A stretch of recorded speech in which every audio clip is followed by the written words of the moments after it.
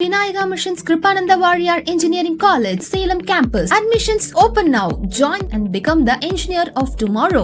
சென்னை கோயம்பேட்டில் பாரில் வெடித்த தகராறில் இளம்பெண்ணை கார் ஏற்றி கொடூரமாக கொலை செய்த சம்பவத்தில் இப்போது திடுக்கிடும் திருப்பம் ஏற்பட்டுள்ளது. 6 பேர் அதிரடியாக கைது செய்யப்பட்டுள்ளனர். விழுப்புரம் மாவட்டம் அனிச்சங்குப்பம் பகுதியைச் சேர்ந்த இளம்பெண் யான்சி, வயது 18, தனது இன்ஸ்டா நண்பர்களை பார்க்க சென்னை வந்தார்.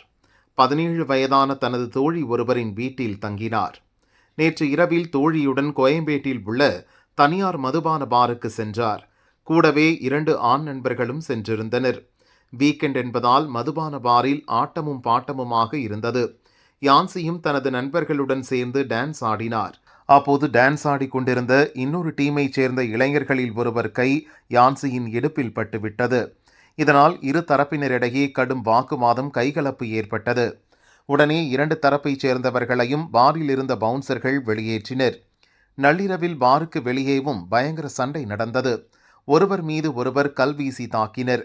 நிலைமை மோசமானதால் யான்சி தரப்பினர் 2 வீலர்களில் அங்கிருந்து அவசரமாக புறப்பட்டனர். யான்சி 2 வீலரை ஓட்டினார். பின்னால் 17 வயதான அவரது தோழி இருந்தார். எதிர்த்தரப்பினர் அவர்களை காரில் விரட்டினர். காரில் திமுக கொடி பறந்தது. கோயம்பேடு பாலம் கீழே சென்றபோது யான்சி 2 வீலர் மீது மின்னல் வேகத்தில் கார் மோதியது. தூக்கி வீசப்பட்ட அவர் இரத்த வெள்ளத்தில் சம்பவ இடத்திலேயே இறந்தார். தோழி பலத்த காயமடைந்தார். காரை ஏற்றி கொடூர கொலையை செய்த கும்பல் அங்கிருந்து தப்பிச் சென்றது. உயிருக்கு போராடிய சிறுமியை அக்கம்பக்கத்தினர் மீட்டு சிகிச்சைக்காக கீழ்ப்பாக்கம் அரசு மருத்துவமனைக்கு அனுப்பி வைத்தனர். சம்பவ இடத்துக்கு வந்த கோயம்பேடு போலீசார் யான்சி சடலத்தை கைப்பற்றி பிரேத பரிசோதனைக்காக மருத்துவமனைக்கு அனுப்பினர். கொலை வழக்கு பதிவு செய்து விசாரணை நடத்தினர். சிசிடிவி காட்சிகள் அடிப்படையில் கொலையாளிகளை அடையாளம் கண்டனர். புதுச்சேரி அருகே பதுங்கியிருந்த 4 பேர், விருகம்பாக்கத்தில் ஒருவர், வளசரவாக்கத்தில் ஒருவர் என 6 பேர் கைது செய்யப்பட்டனர்.